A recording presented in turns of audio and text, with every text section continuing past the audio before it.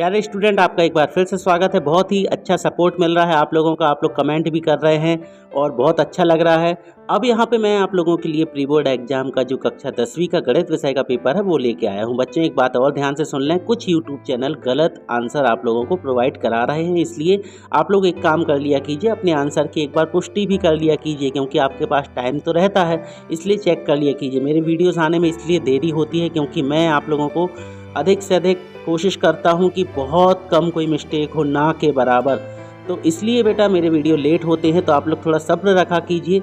इस वीडियो में भी पूरे के पूरे सही आंसर्स हैं। और आप लोगों को एक बात बता दूं, कुछ यूट्यूब वालों ने कुछ आप लोगों को गलत आंसर बताए हैं। आप चाहें तो उनके चैनल पर जा कर के चेक कर सकते हैं जो चीज़ मैं यहाँ बताने वाला हूँ।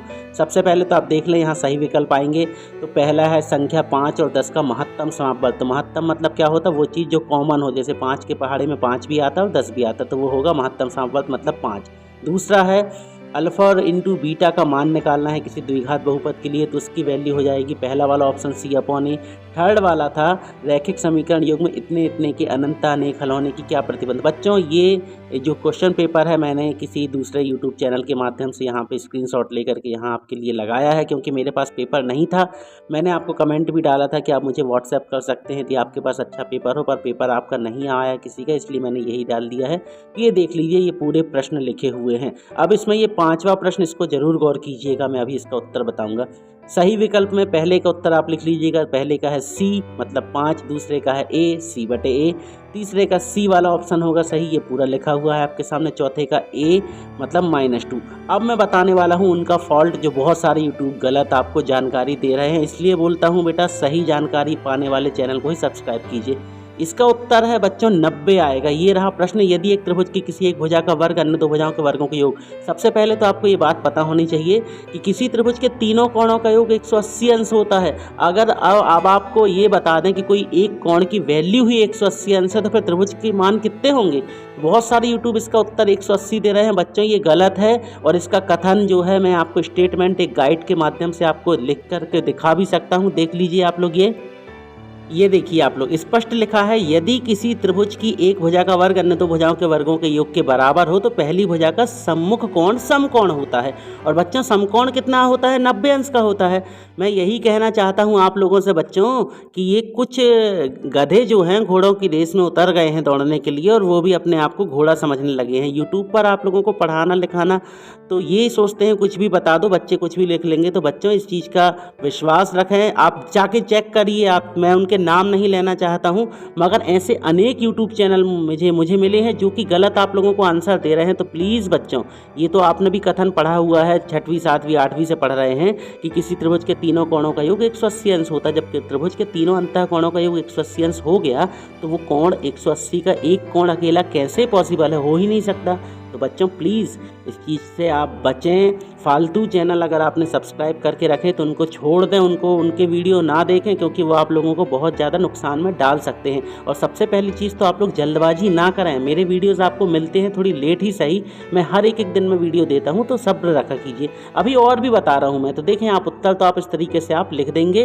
5वें का ऑप्शन है A 90 अंश, और 6वें का ऑप्शन आप लगा लीजिएगा। ये मध्य बिंदु के निर्देशांक होते हैं। ये कैसे निकाले जाते हैं? x1 + x2/2 और y1 + y2/2। मैंने आप लोगों के लिए मैथ्स के प्रादर्श प्रश्न बैंक के वीडियो भी डाले हुए हैं, पहले आप लोग देखते नहीं हैं, वहाँ देखिए, मैंने पूरे अध्याय सॉल्व कराए हैं और आगे भी कराऊंगा, तो उनको आप अच्छे से तैयार कर लीजिएगा आपके एग्जाम की दृष्टि से। अब यहाँ देख लीजिए, फिर ये है क्वेश्चन। मैं फिर से बताऊं, मैंने ये दूसरे उन्हीं यूट्यूब चैनलों से ये क्वेश्चन निकाले हैं, जिन यूट्यूब चैनल पे, तभी तो मैंने वहाँ उनके आंसर देखे तो मुझे पता चला। आप भी चेक कर सकते हैं उनके जा करके। बच्चों, गलत जानकारी से बचें। तो ये प्रश्न है आपके सामने, और प्लीज़ चैनल को हमारे सब्सक्राइब कर लें, क्योंकि हम आपको सही और सटीक जानकारी देते हैं। ये रिक्त स्थान की पूर्ति है, तो ये आप इसको इस तरीके से लिख दीजिएगा। ये रिक्त स्थान जहाँ पे थे वहाँ ब्लैक पेन से मैंने लिखा है, इस तरीके से आप इसको जमा करके लिख सकते हैं। विश्वास रखिए, मेरे उत्तर पूर्ण रूप से सही हैं। ये 5वें में लिखा है, वे सभी आकृतियाँ जिनके आकार, ये जो वर्ड लिखा है ये आकार है, थोड़ा सा लिखने में गड़बड़ हो गया था। आकार समान होते हैं, परंतु इनके माप समान होने की आवश्यक नहीं। समरूप उन आकृति किन्हें कहते बेटा? जिनके आकार तो समान है मगर सब कुछ समान नहीं है, तो वो कहलाते समरूप। अगर सब कुछ समान हो जाए एक जैसे, तो वो सर्वांग सम हो जाते हैं। छठवा वाला जो प्रश्न था उसमें मान दे दिया गया था कि 0 और 4 किस अक्ष पर स्थित है। तो देखें, इनको 0 और 4 को बच्चों एक्स वाई से डिनोट करते, तो x की वैल्यू हो गई 0 और y की वैल्यू हो गई 4। अगर x की वैल्यू 0 है तो ये x अक्ष पे है ही नहीं, तो x का मान ही नहीं रख रहा, जब वो एग्जिस्ट ही नहीं कर रहा है, तो यहाँ पे बच्चों ये y अक्ष पर स्थित होगा। छठवा है वृत्त की एक छेदक रेखा वृत्त को 2 बिंदुओं पर प्रतिच्छेद करती है। आर पार निकल जाएगी ना वृत्त को काटते हुए, तो वृत्त के कितने पॉइंट पर टच करेगी, वो 2 बिंदुओं पर टच करेगी। तो ये हो गए हमारे रिक्त स्थान हो गए। इसके बाद अगला है सही जोड़ियाँ। तो ये रहा सही जोड़ियों का प्रश्न। ये भी मैंने ये कम से कम ये क्लियर कट क्वेश्चन मिल गया, तो मैंने इसको यहाँ पे एक्सप्लेन कर दिया है। बच्चों फिर से कहूँगा प्लीज़ हमारे चैनल को सब्सक्राइब कर लें, क्योंकि आप देख सकते हैं हमने हर एग्जाम में आपकी मदद की, और एकदम से आपको बता दूं कि हम लगभग सही और सटीक आंसर ही आपको देते हैं। अपनी बड़ाई अपने मुंह से नहीं करनी चाहिए, ये तो आपका प्यार दुलार स्नेह अपने आप बता देता है, इसलिए मैं आपको ज़्यादा नहीं बताना चाहूँगा। सही जोड़ियाँ देख लें आप लोग। यहाँ पे ये जो वाइटनर लगा है, एक्चुअल में क्या था, मैंने ये उनकी नंबरिंग कर दी थी, मगर एक्चुअल में पेपर में मिसप्रिंट हुआ है, इसलिए फिर मुझे ये नंबरिंग हटानी पड़ी।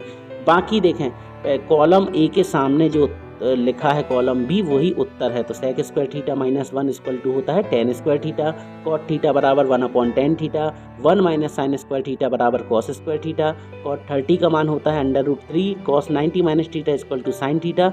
और फिर ये रहा एक क्वेश्चन था त्रिकोणमिति का, इसकी वैल्यू जब इसको सॉल्व करेंगे इसका मान आ जाएगा 2।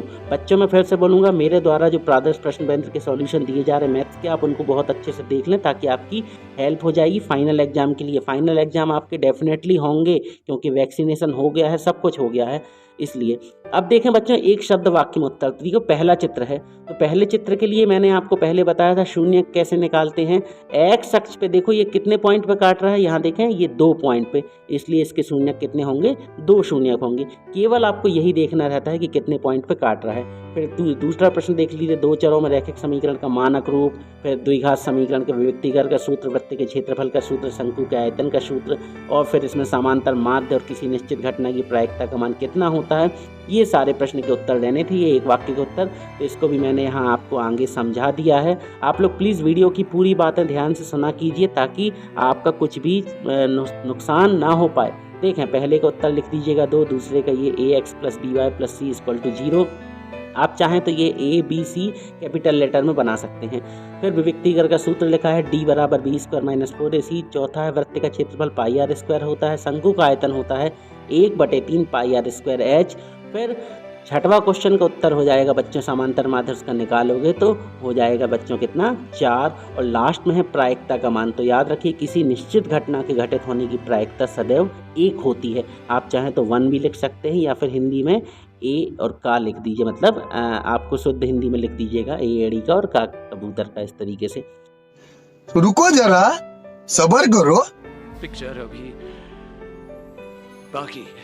अगला है सत्य सत्य। देखिए मैं यहाँ पे फिर आप लोगों को कुछ फॉल्ट बताने वाला हूँ, और ये जो फॉल्ट मैं आप लोगों को बता रहा हूँ आप देख लीजिए जा करके। यूट्यूब वाले क्या करते हैं, जल्दबाजी के चक्कर में कुछ भी बच्चों को बता दिए और अपना व्यू ले आए, और आप जैसे बच्चे भी कुछ मासूम होते हैं तो वो चले जाते वहाँ पर वही लिख देते। जल्दबाजी ना करें, आराम से देखें। ये तो प्रश्न थे। अब यहाँ पे देखो, एक ये 5वां प्रश्न है, किसी वृत्त की अनंत स्पर्श रेखाएं हो सकती हैं। इसमें अधिकतर यूट्यूब चैनल वालों ने असत्य बतलाया है, जबकि ये प्रश्न का उत्तर बच्चों सत्य है। मैं इसको फिर से सिद्ध करके दिखा दूंगा। और बच्चों मेरी बात आप लोगों को अगर अच्छी समझ में आ रही है मैं क्या बताना चाह रहा हूँ, तो प्लीज़ अभी तक आपने चैनल को सब्सक्राइब नहीं किया तो सब्सक्राइब कर लें आप हमारे दोनों चैनल को, क्योंकि हम आपको सही और सटीक जानकारी देते। देखिए शिवलाल अग्रवाल की जो दिग्दर्शिका है, या कहीं भी किसी भी गाइड में मिल जाएगा ये कथन, देखें आप, ये लिखा हुआ है आपके सामने, ये लिखा हुआ है, एक वृत्त पर अपरिमित रूप से अनेक स्पर्श रेखाएं खींची जा सकती हैं। अर्थात ये कथन क्या हुआ, सत्य हुआ, क्योंकि वृत्त होता है जो बच्चों वो बहुत छोटे कई बिंदुओं के मेल से एक वृत्त की रचना होती है। जैसे रेखा की रचना होती, वृत्त में भी बहुत सारे बिंदु होते हैं, और जब बहुत सारे बिंदु हैं तो बहुत सारी स्पर्श रेखाएं भी बनेंगी।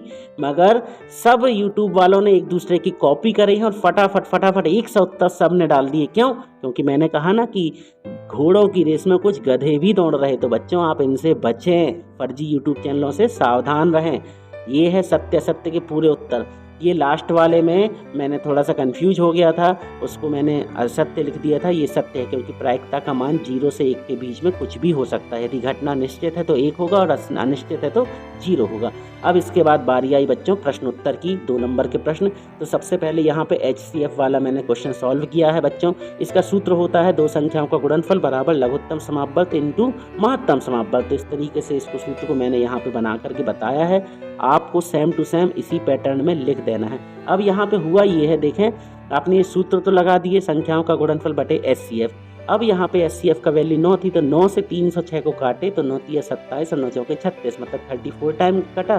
फिर आप इसका इंटू कर देंगे तो लास्ट में आ जाएगा उत्तर 22,338।